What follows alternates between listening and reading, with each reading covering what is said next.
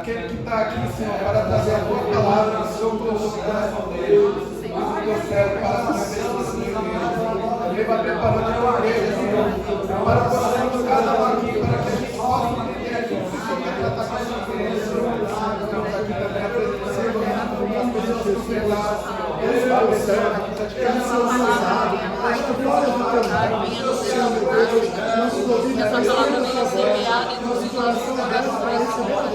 lá, meu Pai, usa a vida dele, Senhor, para direcionar a palavra sua, Senhor Jesus. Santo é teu nome. É isso que eu te peço e já te agradeço.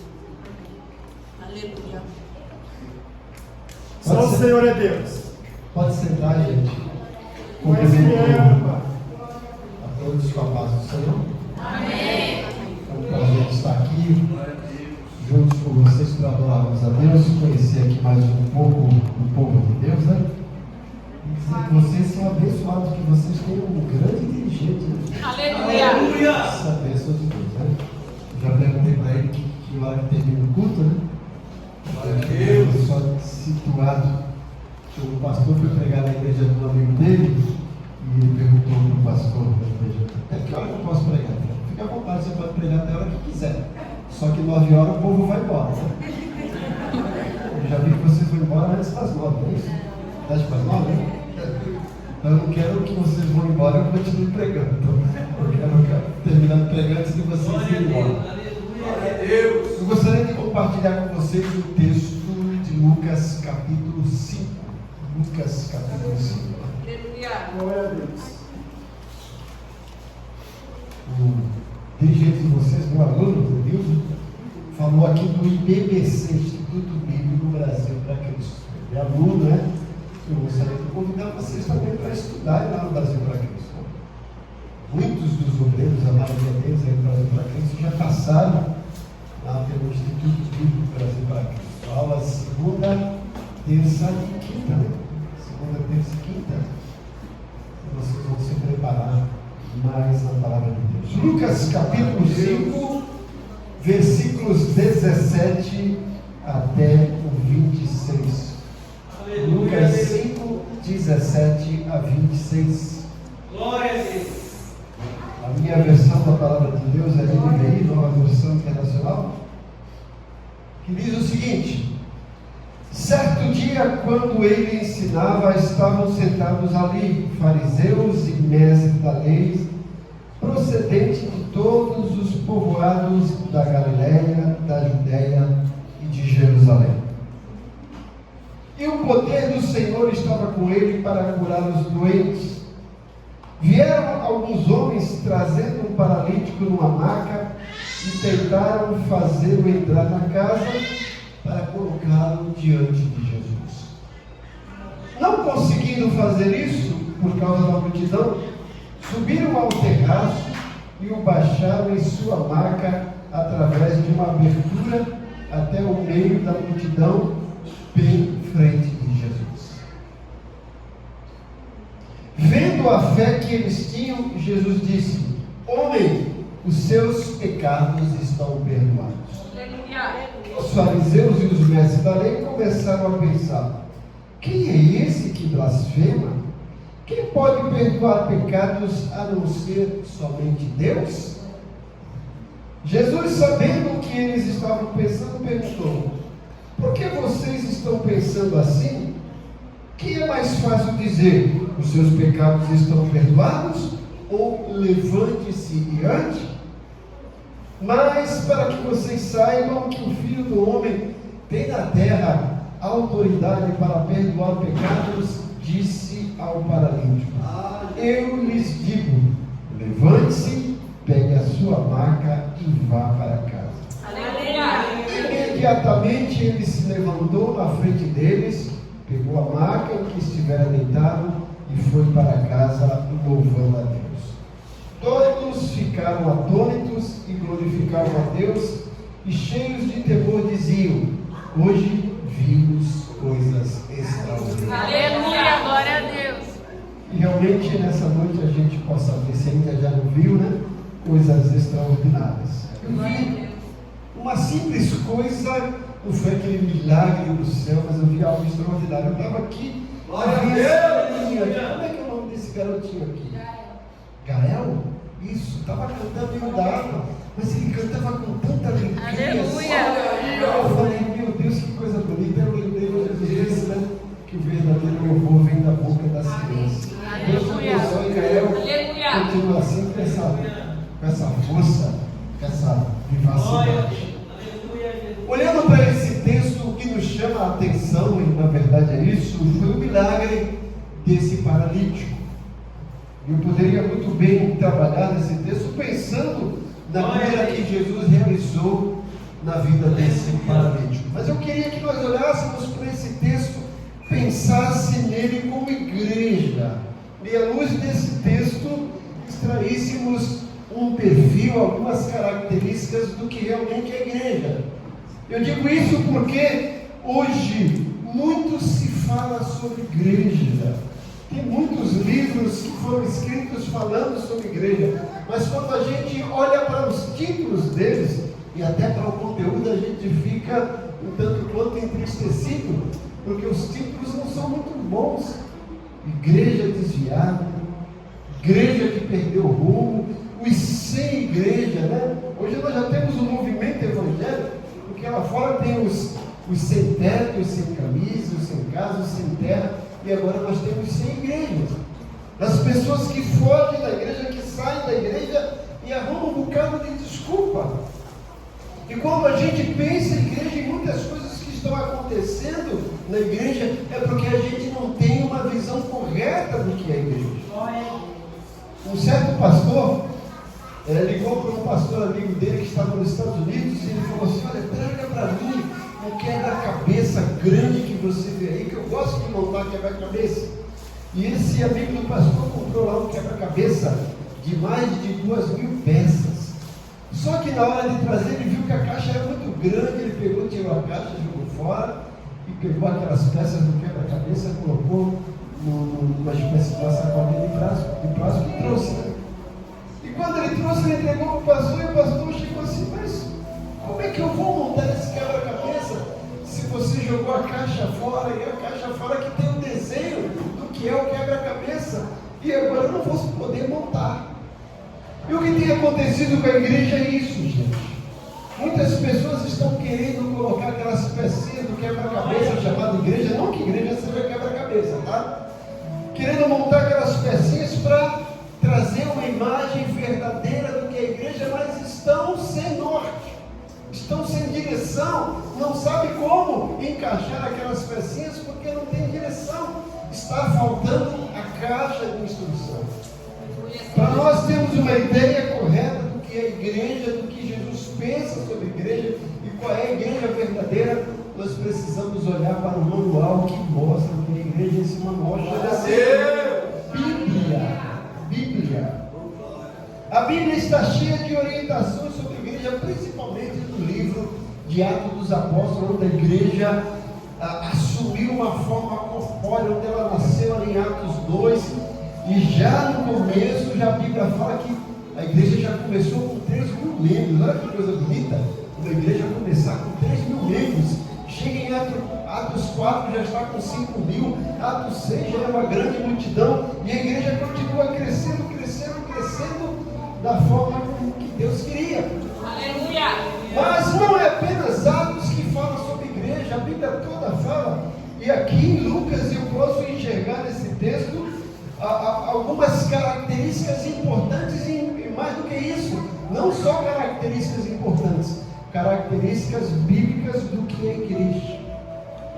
Olhando para esse texto, eu acredito que a primeira característica que a gente vê aqui sobre igreja é que igreja é, antes de tudo e acima de tudo, uma comunidade cristocêntrica. A igreja é uma comunidade cristocêntrica. É uma comunidade porque está cheio de pessoas que têm algo em comum. E esse algo em comum é realmente a pessoa de Jesus. E nesse texto nós vemos que Jesus estava ali realizando um culto numa casa, mas embora fosse numa casa, é uma igreja, porque a igreja não é o templo. Igreja é a reunião das pessoas que servem a Jesus. Aleluia! E aquela multidão, o texto fala que havia uma multidão naquela casa, e todos eles estavam ali por causa de Jesus. Se vocês verem quantas vezes o texto fala sobre Jesus, já começa lá. Certo dia, Jesus estava lá. E o poder do Senhor estava com Jesus. Vieram trazendo o homem para colocá-lo diante de Jesus. E a casa estava cheia porque as pessoas estavam lá para ver e para ouvir Jesus. Então a igreja é uma comunidade cristocêntrica, ou seja, onde Jesus é o centro e precisa ser o centro. Aleluia, glória a Deus. Existem muitos lugares em que Jesus não é o centro, infelizmente. E por ele não ser o centro, esse lugar não é igreja. Pode ser uma comunidade, mas se não for uma comunidade cristocêntrica, não é igreja. Porque o autor da igreja é Jesus. Paulo escrevendo lá em Atos capítulo 20, versículo 28 e 29, ele fala que a igreja custou um preço que foi o sangue de Jesus. A igreja pertence a Jesus, foi ele que comprou a igreja com seu sangue e com a sua vida. E certa vez Jesus, no meio dos discípulos, perguntou para eles: olha, o que dizem os homens a respeito de mim? E aí os discípulos falaram: uns dizem que tu és João Batista, outros dizem que tu és Elias, outros dizem que tu és Jeremias, ou alguns dos profetas. E Jesus: tudo bem, mas e vocês, o que dizem de mim? E Pedro, mais do que rápido, disse: tu és o Cristo, o Filho de Deus. Aleluia. E Jesus disse para ele: bem-aventurado és tu, Simão Barjonas, porque não foi a carne e o sangue que te revelou, mas o Pai que está nos céus. E também te digo que tu és Pedro, e sobre esta pedra edificarei a minha igreja. Essa pedra é a declaração de Pedro dizendo que ele é o Cristo, o Filho do Deus vivo. Então a igreja é uma comunidade cristocêntrica porque veio com Jesus, nasceu com Jesus, está sendo edificada através de Jesus. Aleluia. Ele veio aqui para comprar um povo, lavar esse povo, redimir esse povo, e foi para o céu e voltará para o céu, que se chama igreja, que é uma comunidade cristocêntrica. Aleluia. A igreja precisa ter Jesus como centro. Todos nós temos os nossos desejos, as nossas vontades, mas nós estamos aqui para fazer a vontade do Senhor. Aleluia. Porque Ele é o cabeça da igreja. Paulo diz isso em Efésios. Ele é o cabeça da igreja. Sem Ele não existe igreja. E nós precisamos entender que igreja é o lugar onde o povo que foi comprado e lavado pelo sangue do Cordeiro vem aqui para adorar a Ele, Jesus. Igreja não tem dono.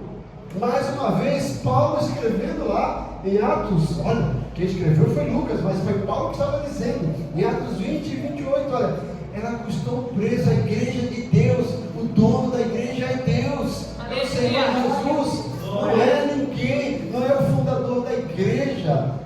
Quem começou o ministério aqui no Brasil para Cristo foi o missionário Manuel de Melo, mas essa congregação aqui da Vida Esperança, é isso, né? Não é do Manuel de Melo, não é do pastor Anderson, não é do pastor Nilton, não é do Zenildo, é de Jesus. Aleluia. A igreja é uma comunidade cristocêntrica. Nós estamos aqui por causa dele. Glória a Deus, aleluia. A igreja é uma comunidade cristocêntrica. E além de ser uma comunidade cristocêntrica, nós temos outra característica fundamental da igreja nesse texto. Ela é também uma comunidade pedagógica, uma comunidade onde é ensinado, onde se ensina as pessoas. Veja por que Jesus estava lá. Logo no versículo 17 diz: certo dia, quando ele estava lá para ensinar. Aleluia. Jesus não foi lá para fazer outra coisa a não ser ensinar. O ministério de Jesus era baseado em ensino. Você não vai ver em nenhum lugar, várias vezes isso acontece, que Jesus foi para algum lugar para curar, para trazer libertação. Não, ele ia para ensinar, para evangelizar. Mas tinha alguém enfermo, ele curava. Tinha alguém possesso, ele libertava. Mas ele ia sempre para ensinar. E a igreja é um lugar de ensino. E muitas pessoas estão saindo da igreja, e muitas igrejas estão perdendo a sua característica, porque têm deixado de realizar o papel fundamental que é o ensino da palavra de Deus. Já no Antigo Testamento, Deus diz: o meu povo está perecendo por falta de ensino, por falta da palavra. E quando a gente olha aqui na vida de Jesus, gente, olha que coisa interessante. Se eu perguntasse aqui para vocês, o que Jesus veio fazer aqui na terra? Acredito que a maioria ia dizer: ele veio morrer pelos nossos pecados. Não é isso? Isso é uma verdade, mas não é toda a verdade. Porque se você ler João 17, Jesus está fazendo a oração sacerdotal e ele vai dizer assim lá no versículo 4 e 5: Pai, glorifiquei o teu nome aqui na terra, cumprindo a obra que tu me deste. Ele fala: eu cumpri a obra que tu me deste. Que obra era essa? Em João 17, Jesus não tinha ido na cruz ainda. Ele só vai na cruz em João 19. E que obra era essa que ele está dizendo? Olha, cumpri a tua missão, né? Glorifiquei o teu nome, cumprindo a missão que tu me deste. E que missão? Ele vai falar: manifestei o teu nome àquele que tu me deste. Aleluia. Jesus veio aqui principalmente para trabalhar, para ensinar a vida de 12 homens que ele chamou, que escolheu como discípulos e depois os transformou em apóstolos. E esse foi o ministério de Jesus, além também, com certeza, de morrer na cruz por você, por mim, por cada um de nós. Mas antes ele preparou esses 12 homens, porque ele sabia que o ministério dele aqui na terra seria um ministério curto. E esses 12 homens iriam dar sequência ao ministério dele. Jesus trabalhou na vida desses dois. Se vocês pegarem aqui, exatamente, no capítulo 5 de Lucas, vocês vão ver no começo que Jesus está chamando os primeiros discípulos. Ele realiza um milagre maravilhoso da pesca maravilhosa, né? Eles vão pescar, não pegam nada, e volta. Jesus fala assim: vamos lançar a rede pelo lado direito. Eles vão e pegam grande quantidade de peixe, precisaram fazer sinal para outro barco ir para ajudar. E quando eles voltam, eles ficam tão maravilhados. E aí era o que Jesus disse para eles: olha, a partir de hoje, vocês se tornarão pescadores de homens. E o versículo 11 diz: e eles imediatamente, deixando as redes, os seguiram. Aleluia. Jesus chama esses discípulos aqui em Lucas 11, e chega lá em Lucas 10, ele manda eles de 2 em 2 para evangelizar. Conhece o texto, né? De Lucas 5 para Lucas 10, gente, foram 3 anos. Jesus investe na vida desses homens, pescadores, cobradores de impostos, né? Homens que não eram da alta sociedade, mas foram pessoas que ouviram, chamaram de Jesus e se entregaram para Ele, para serem trabalhados, para mudar a vida das pessoas, para mudar o destino do mundo.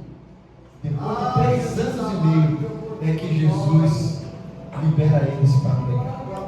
E quando Lucas começa o livro de Atos, se você conhece o livro de Atos, logo no começo ele fala assim: olha, eu fiz o primeiro tratado ao excelentíssimo Teófilo a respeito de tudo que Jesus começou a fazer e ensinar. Lucas deixa bem claro que o que Jesus fez aqui na terra foi só o começo.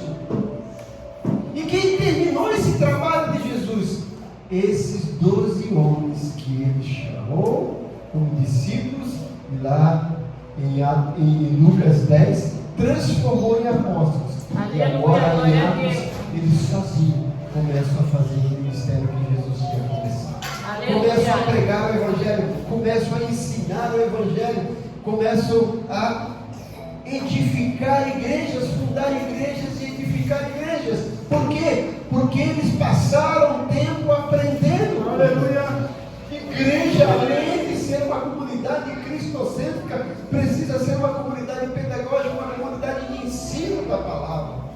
Muitas pessoas vão para a igreja para ouvir algo que vem alimentar a alma, a emoção, né? Gosta daquelas coisas: olha, meu querido, meu amado, você é vencedor, você é cabeça, você não é cauda, olha, você é filho do rei. Tudo isso é bíblico, mas tem muita coisa mais importante do que isso. Aleluia. É saber que nós estamos aqui num processo de santificação, que precisamos cada dia mortificar o nosso ego e deixar o Senhor, através do Santo Espírito de Deus, transformar a nossa vida. Ele quer nos transformar em verdadeiros cidadãos dos céus. E isso é possível através do ensino da palavra de Deus. Por isso que é importante que uma igreja ensine a palavra de Deus. Quando eu ganhava alguma pessoa para Jesus, eu sempre dizia: procure uma igreja mais próxima da sua casa. E hoje eu mudei isso. Eu falo: procure uma igreja mais próxima da Bíblia. Aleluia. Olha aí, Jesus! Muitas igrejas têm tanta coisa bonita, né, gente? Aquele louvor maravilhoso, tem aquele show de data show de luzes, né? Pinta a parede de diversas cores, mas infelizmente não estão pregando a palavra de Deus. É essa palavra que transforma, é essa palavra que vai modificar as nossas vidas, é essa palavra que vai nos transformar para sermos verdadeiros cidadãos dos céus. Então a igreja precisa priorizar o ensino da palavra de Deus. Aleluia. Quando a gente lê Atos capítulo 13, que fala da igreja de Antioquia, que enviou Paulo e Barnabé para a primeira viagem missionária, eu fico fascinado naqueles primeiros versículos. A Bíblia fala assim: havia na igreja de Antioquia profetas e mestres. Quem eram os profetas e mestres daquela época? Profeta não era aquele que dizia: isso que te digo, não.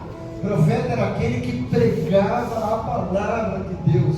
Mestre é aquele que ensinava a palavra de Deus. Ou seja, a igreja de Antioquia era uma igreja em que a prioridade era pregar a palavra de Deus e ensinar a palavra de Deus. E é isso que a igreja de qualquer lugar, em qualquer tempo, precisa fazer. Além de ser uma comunidade cristocêntrica, precisa ser uma comunidade de ensino, uma comunidade pedagógica. Aleluia, glória a Deus. Por isso que é fundamental, gente, ler a palavra de Deus todos os dias. Tem igreja hoje que não tem mais culto de doutrina. Às vezes a gente passa assim numa igreja grande e está na placa, né? Culto de libertação, culto da vitória, culto disso, culto daquilo, e quase não tem culto da palavra. Verdade. Se você fizer uma programação, a noite do louvor, a noite gospel, vai encher de gente. Mas coloca lá: culto de ensino. Cadê as pessoas? Escola bíblica dominical. Tem igreja que nem tem mais. Já não tem mais escola bíblica dominical. Já não ensina.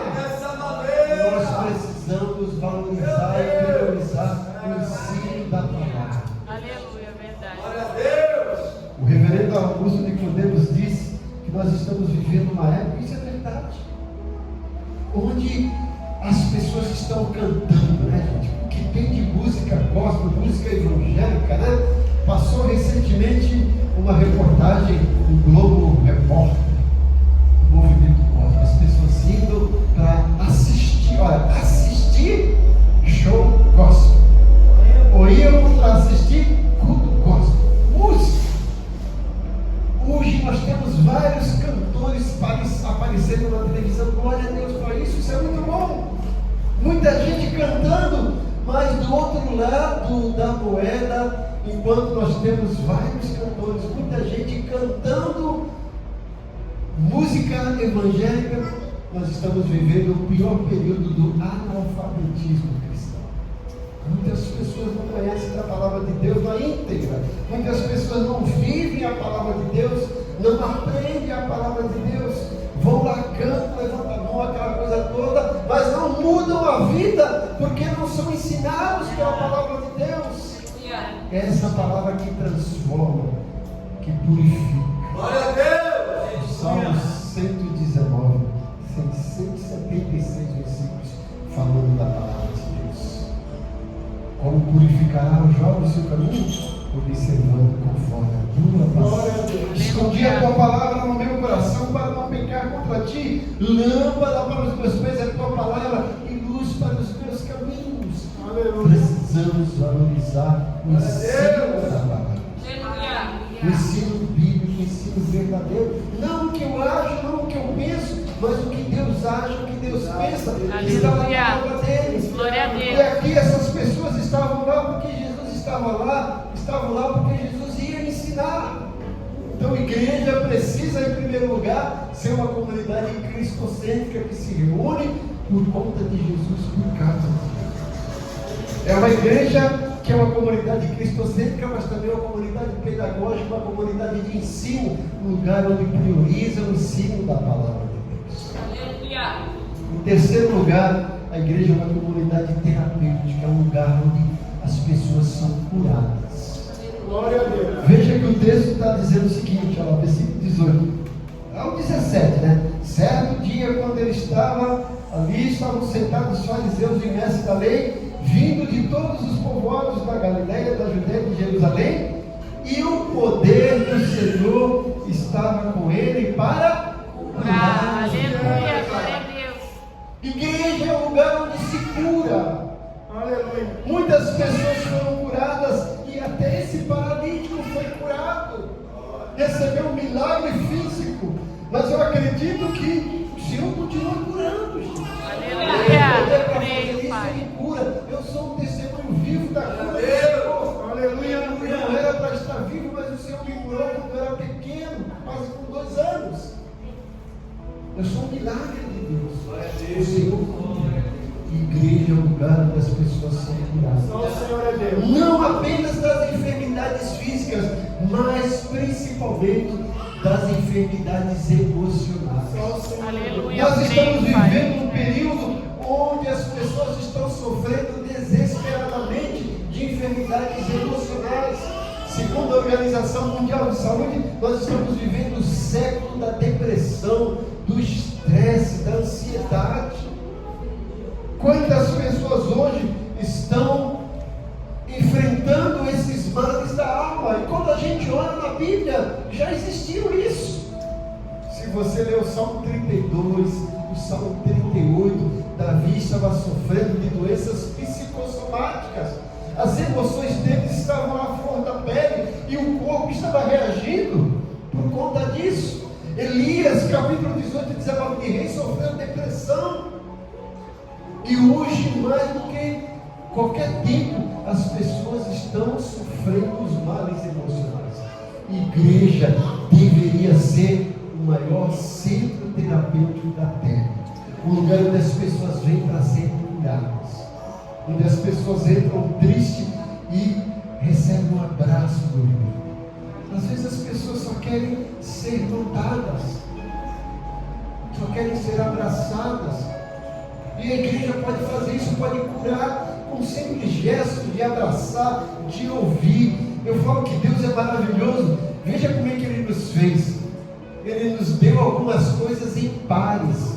Para quê? Para a gente usar em favor do nosso irmão. Aleluia. Ele nos deu 2 olhos. Para a gente olhar para o irmão que está do lado e ver se ele está triste. Aleluia, glória a Deus. Falar, irmão, você está triste para fazer alguma coisa? Ele nos deu 2 ouvidos para falar, irmão, fala, eu quero escutar. Quantas pessoas hoje estão sedentas de alguém para ouvir? Nós estamos vivendo o período da comunicação.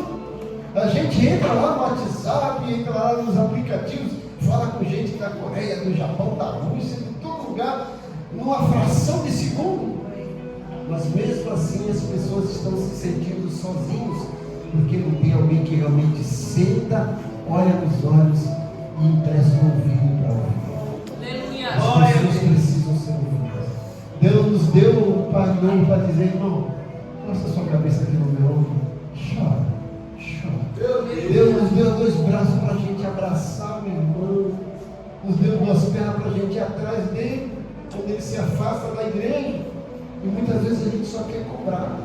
Igreja, esse lugar de cura, onde as pessoas precisam ser valorizadas, precisam ser compreendidas, e a igreja poderia fazer isso. Investir na vida dos seus membros, né? As pessoas estão gastando com psicólogo, isso é bom, isso é bom, mas a igreja deveria ter pessoas formadas pela própria igreja, como verdadeiros conselheiros cristãos, e até incentivar para fazer um curso de psicologia, para ajudar os irmãos. Aleluia! As pessoas estão sofrendo e a igreja tem um remédio para curar essas enfermidades da alma. Obrigado, Jesus! Deus quer usar cada um de vocês para fazer isso, porque a igreja é lugar de cura, das nossas curas emocionais, das nossas dificuldades, das nossas lutas diárias. Mas muitas vezes, infelizmente, a igreja não tem sido lugar de cura, tem sido lugar de opressão, de chicotada, né? Eu falo aqui um pastor, tem pastor que apacenta, né? Mas tem pastor que o pau senta, né? Só quer dar lapada. E às vezes tem irmão assim também, que só quer dar lapada, sobe no púlpito para apontar o dedo e dizer: olha, você tem pecado, se converta. Mas poucos para dizer: irmão, se você está com dificuldade, estou aqui para te ajudar. Conta comigo, vou orar por você. Nós temos grupo de WhatsApp, mas às vezes as pessoas da igreja não usam o WhatsApp para dizer: irmão, olha, eu não vi você hoje. Jesus amado. Aconteceu alguma coisa? Você está precisando de ajuda? Quer que eu vá na sua casa fazer uma faxina, fazer um almoço? Está precisando da minha ajuda? Quer conversar? A gente já não faz mais isso. E as pessoas estão precisando. Igreja é um lugar de cura. Deus quer usar vocês para curar. Aleluia. Deus quer usar vocês como agente de milagre para curar as pessoas dos seus males, das suas feridas, dos seus traumas, das suas frustrações, das suas decepções. E nós temos o remédio, que é a palavra de Deus. E é o poder de Deus, que é o poder do Espírito Santo. Eu falo que tem 3 P na igreja para curar as pessoas. É o P da palavra, é o P do poder do Espírito Santo, é o P do povo. Aleluia. O povo de Deus para curar. Eu falo, as pessoas precisam disso. Tem gente que vai na igreja e quer ver anjo, né? E você, se você realmente for na igreja com os olhos abertos, você vai ver anjo. Entendeu? Tem um anjo aqui na frente, como é o nome desse anjo? Aleluia. Como é o nome? Michele? Ó, é o anjo Michele. Não tem Aleluia. asa. Como é o nome desse anjo? Daniel? Isso. Como é o nome desse anjo? Ó, o anjo Gael. Aleluia. Glória a Deus. O anjo Deus. Esse anjo que Deus colocou no seu lado, anjo sem asa.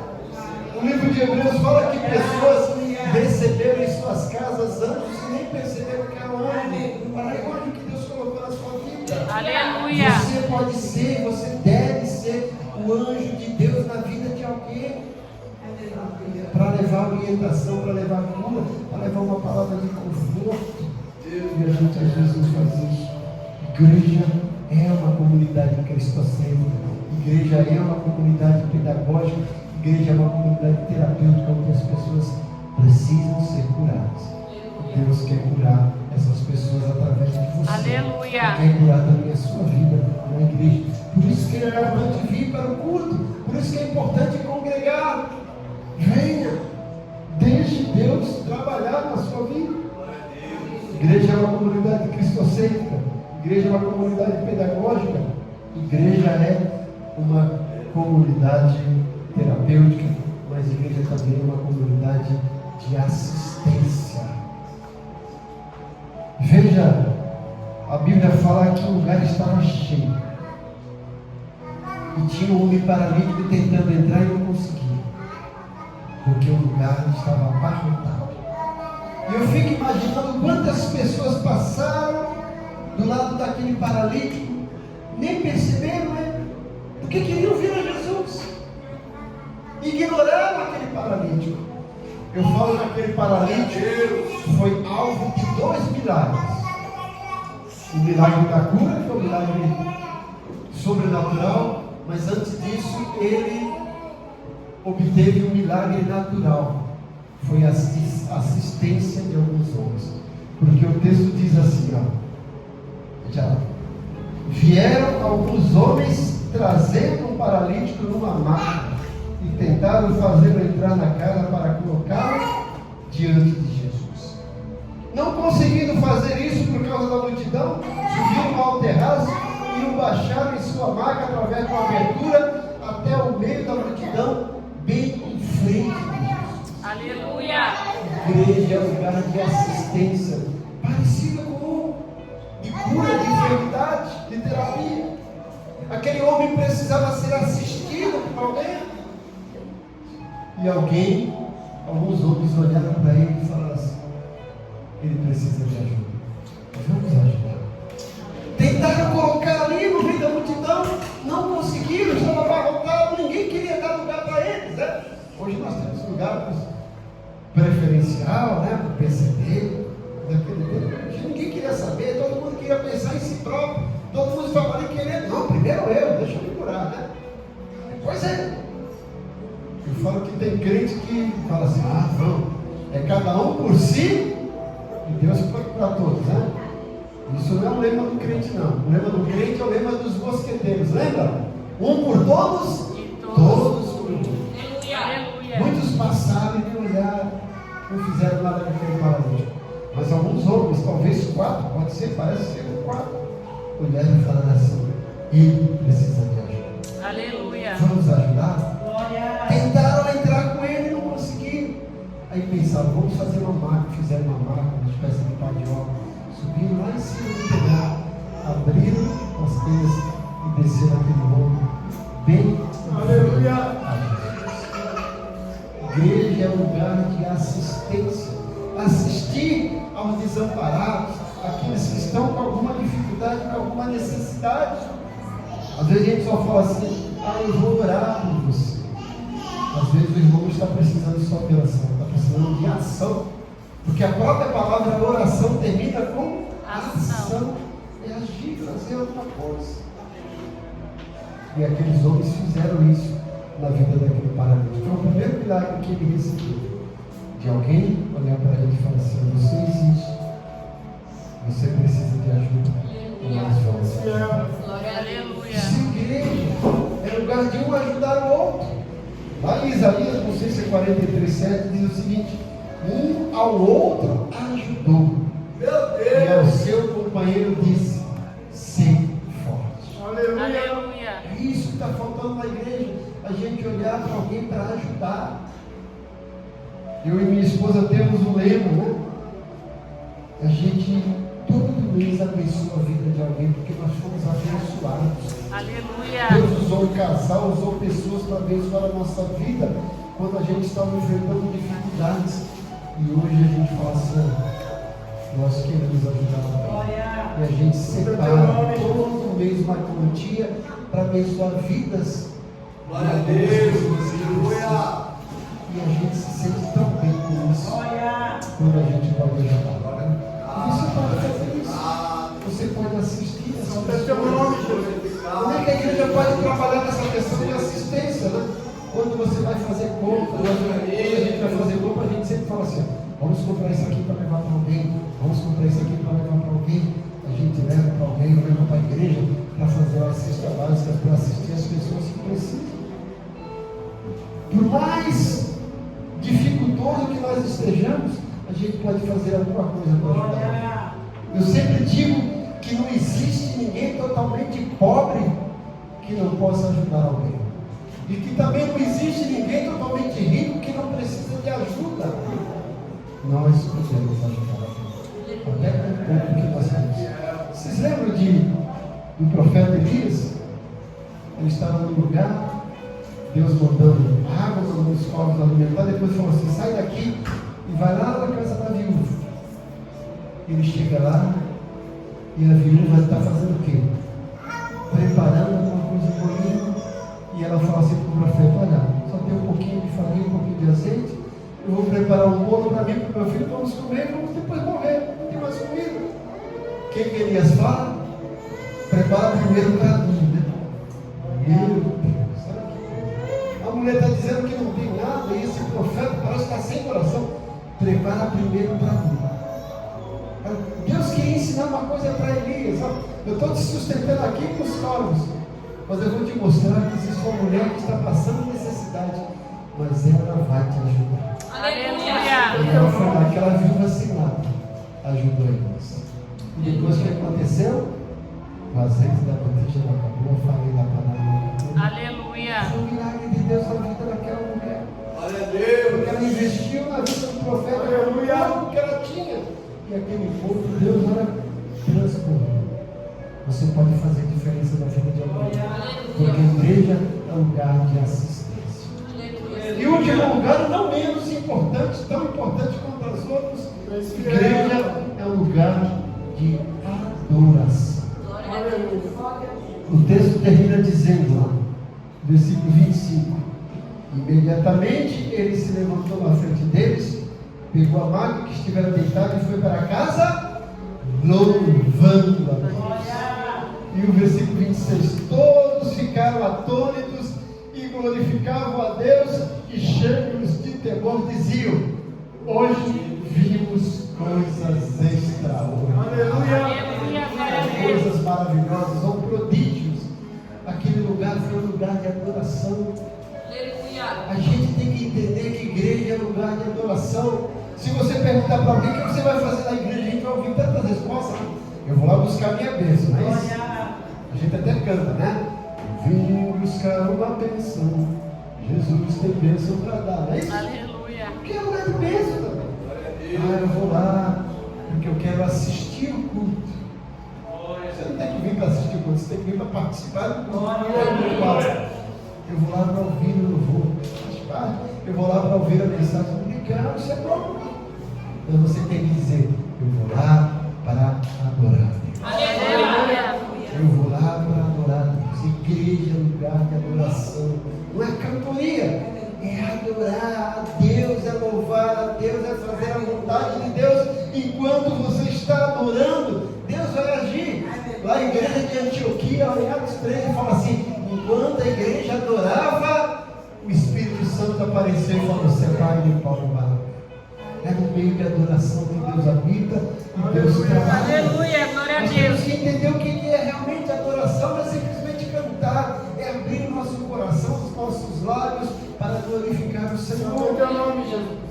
Num certo culto, antes de começar o culto, a irmã chegou e falou: pastor, eu quero cantar um hino para Jesus, você me dá a oportunidade? Pastor, pode deixar, irmão, não. E durante o culto, tanta coisa, o pastor esqueceu.